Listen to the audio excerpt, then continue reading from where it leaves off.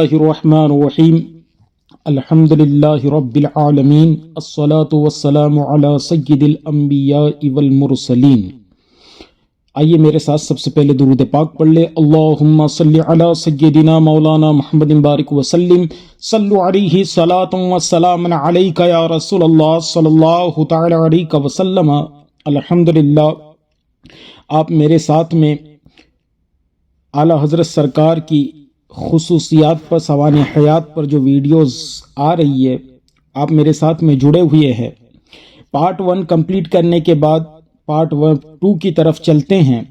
سیدی سرکار اعلیٰ حضرت عظیم البرکت الشاہ امام احمد رضا خان فاضل بریلوی رضی اللہ تعالی عنہ 14ویں صدی کے ایک ایسے مجدد جو علمی معرفت کے منبع تھے۔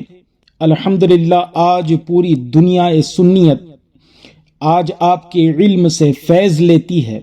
آج بھی مفتیان کرام جب بھی کوئی فتویٰ تلاش کرتے ہیں تو سب سے پہلے فتاوی رضویہ کی طرف نظر کرتے ہوئے ہمیں نظر آتے ہیں۔ یہ اللہ کا احسان عظیم ہے کہ اللہ تعالیٰ نے 14ویں صدی میں اس امت کو ایسا مجدد دیا جس کی زندگی مکمل تعلیم سے جڑی ہوئی تھی، علم سے جڑی ہوئی تھی۔ اسی لیے آج دنیا کے اندر عام حضرات سے زیادہ خواص کی بھیڑ اعلیٰ حضرت سرکار کی بارگاہ میں لگی رہتی ہے۔ اعلیٰ حضرت سرکار نے ویسے تو اپنی عمر مبارکہ کے اندر متعدد حج فرمائے، مگر حجاج کرام کے تعلق سے، حج کے تعلق سے ایک بہت ہی پیارا واقعہ میرے ذہن میں آ رہا ہے، جسے جناب سید ایوب علی صاحب نے تحریر فرمایا۔ آپ فرماتے ہیں کہ جب کوئی صاحب حج بیت اللہ شریف کر کے اعلیٰ حضرت کی خدمت میں حاضر ہوتا تو اعلیٰ حضرت کا سب سے پہلا سوال اس حاجی سے یہی ہوتا کہ کیا آپ سرکار میں حاضری کا شرف حاصل کر چکے ہیں، کہ آپ مدینۃ المنورہ حاضری دے چکے ہیں؟ اگر ہاں میں جواب ہوتا تو فوراً آگے بڑھ کر اس حاجی کے اعلیٰ حضرت سرکار قدم چوم لیا کرتے تھے، اور اگر جواب نفی میں ہوتا تو پھر مخاطب نہ فرماتے اور نہ التفات فرماتے۔ ایک بار ایک حاجی صاحب حاضر ہوئے سیدی سرکار اعلیٰ حضرت کی بارگاہ میں، تو حسب عادت کریمانہ یہی استفسار، یہی سوال ہوا کہ کیا آپ سرکار دو جہاں صلی اللہ علیہ وسلم کے شہر مکۃ المکرمہ میں حاضری کا شرف حاصل کر چکے ہیں؟ تو اس حاجی صاحب نے فرمایا کہ ہاں حضور، میں مدینۃ المنورہ حاضر ہوا اور میں نے روضہ رسول کی زیارت کی، مگر فرماتے ہیں کہ مگر صرف 2 دن ہی قیام کر پایا۔ حضور نے، سیدی سرکار اعلیٰ حضرت نے آگے بڑھ کر ان کی قدم بوسی فرمائی، اور آپ نے اس حاجی صاحب سے ارشاد فرمایا، ارے آپ تو 2 دن قیام کی بات کرتے ہیں، وہاں کی تو سانس بھی بہت ہے، وہاں کی ہواؤں میں تو جنت کی خوشبو محسوس ہوتی ہے۔ یہ اعلیٰ حضرت سرکار ہے۔ اگر اعلیٰ حضرت سرکار کے کرامات کا ذکر کیا جائے تو ہمیں پتہ چلتا ہے کہ ایک دن سیدی سرکار اعلیٰ حضرت مسجد سے دولت قدہ تشریف لے جا رہے، ایک صاحب دور دراز کا سفر طے کر کے حاضر خدمت ہوئے اور عرض کی، حضور ایک مسئلہ دریافت کرنے کے لیے حاضر ہوا ہوں۔ آپ نے فرمایا بیان کیجئے۔ عرض کی، حضور آرام سے تشریف رکھیں تو میں عرض کروں۔ فرمایا بیان تو کیجئے۔ عرض کی، حضور وضو میں 4 فرض ہیں: کوہنیوں تک ہاتھ دھونا، سر کے بالوں سے تھوڑی کے نیچے تک کے حصے کو، دونوں کانوں کے لو کے درمیان کے حصے کا وضو میں دھونا فرض ہے، اور چوتھائی سر کا مسح کرنا فرض ہے، ٹخنوں تک پاؤں دھونا فرض ہے، مگر اس سے پہلے ہاتھ دھونا، کلی کرنا اور ناک میں پانی چڑھانا، اس کی وجہ کیا ہے؟ میں بہت سے علماء کے پاس گیا، مگر ہر ایک نے یہ جواب دیا کہ یہ سنت ہے۔ یہ تو میں بھی جانتا ہوں حضور، مگر حضور صلی اللہ علیہ وسلم کا کوئی فعل حکمت و مصلحت سے خالی نہیں تھا، اس میں کیا مصلحت تھی؟ تو سیدی سرکار اعلیٰ حضرت نے اس سائل سے فرمایا، علماء نے معمولی مسئلہ جان کر توجہ نہیں فرمائی، ورنہ کوئی مشکل کی بات نہ تھی۔ عرض کی، حضور ہی توجہ فرما دیں۔ تو اعلیٰ حضرت فرماتے ہیں، وضو کس سے ہوتا ہے؟ تو اس سائل نے عرض کیا، حضور پانی سے وضو کیا جاتا ہے۔ فرمایا پانی کی شرائط کیا ہے؟ تو اس نے عرض کیا کہ حضور رنگ، بو اور مزہ. تو اعلیٰ حضرت سرکار نے فرمایا کہ رنگ معلوم کرنے کو ہاتھ دھوئے جاتے ہیں اور مزہ معلوم کرنے کے لیے کلی کی جاتی ہے، اور بو یعنی خوشبو معلوم کرنے کے لیے ناک میں پانی کو چڑھایا جاتا ہے.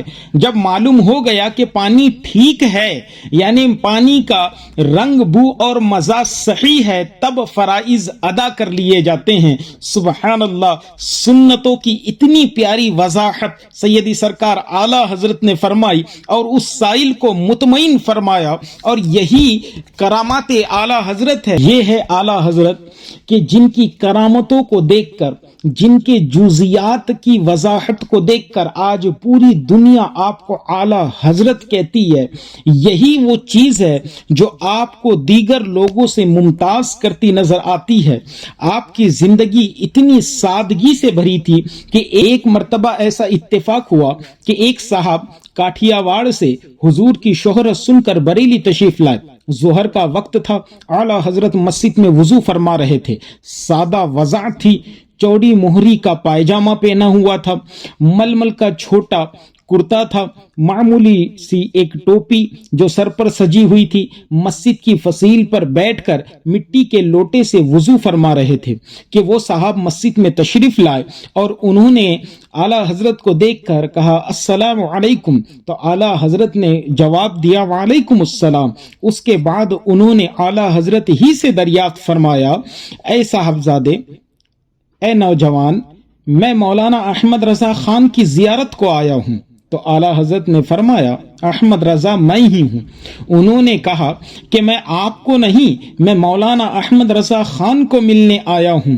یہی وہ چیز تھی کہ لوگ آج دیکھ کر حیرت زدہ ہو جاتے ہیں کہ اپنے وقت کا مجدد اعظم اپنا تعارف خود نہیں کرواتا، بلکہ لوگ جب آپ کی بارگاہ میں آتے ہیں تو آپ کی عاجزی اور آپ کی سادگی کو دیکھ کر حیران ہو جاتے ہیں کہ اپنے وقت کا فقیہ اعظم اتنے معمولی سے کپڑے پر اور اتنی ہلکی ٹوپی اپنے سر پر سجائے ہوئے کیسے ہو سکتا ہے. جبکہ نظر اس طرف جاتی تھی کہ کوئی مجدد ہوگا تو بہت عالی شان لباس میں ملبوس ہوگا، بلکہ آپ کی عاجزی کے تعلق سے حضور صدر الشریعہ بدر الطریقہ علامہ امجد علی اعظمی علیہ رحمت و رضوان فرماتے ہیں کہ اعلیٰ حضرت خود فرمایا کرتے تھے کہ مجھے کبھی خواب میں بھی یہ خیال نہیں آیا کہ میں ایک عالم ہوں.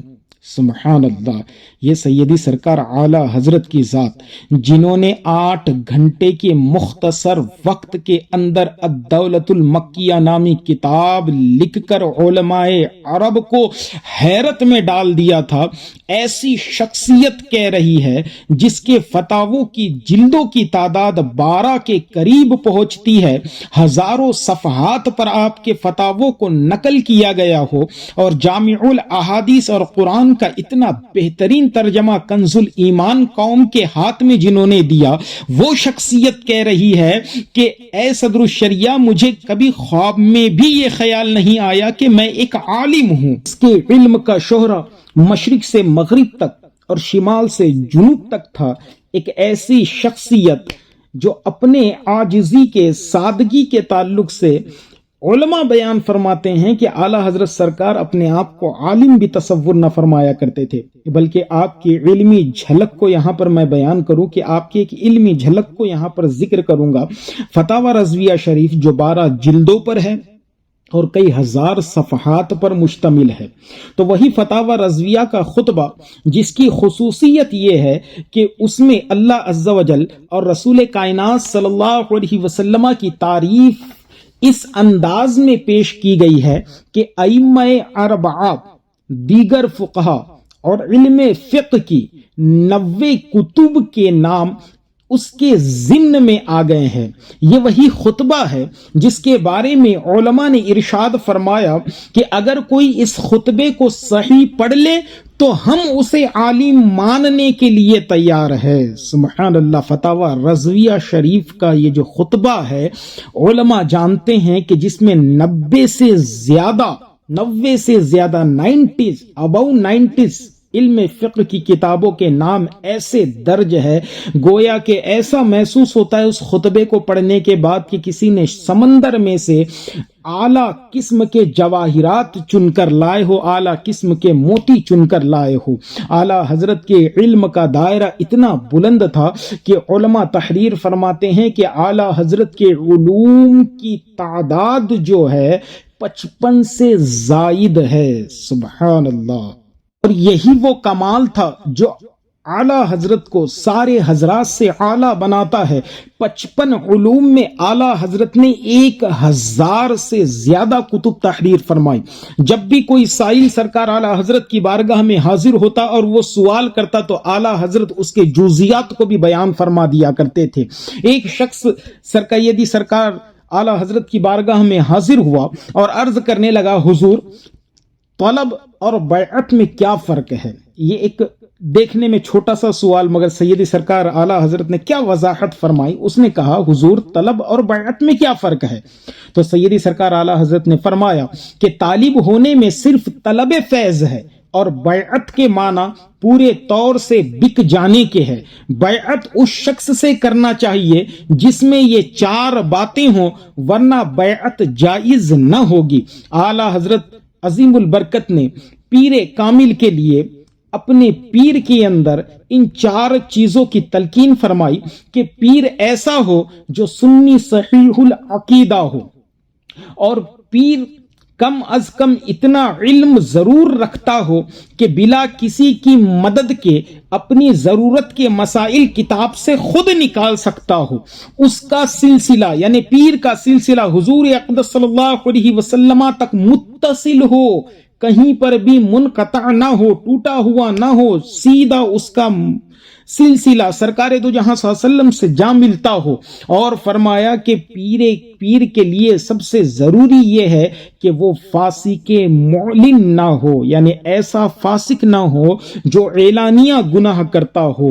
ایسے وقت میں سیدی سرکار اعلیٰ حضرت کی جس دور میں جس وقت میں ہم سانس لے رہے ہیں، یاد آتی حضرت سرکار کے یہ بیان کردہ مسائل ہمارے ذہن میں گردش کرتے ہیں۔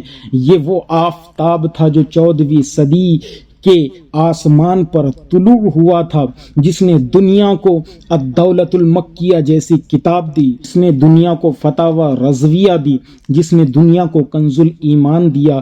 یہ آفتاب 25 صفر 1340 ہجری بمطابق 28 اکتوبر 1921 عیسوی میں غروب ہوا۔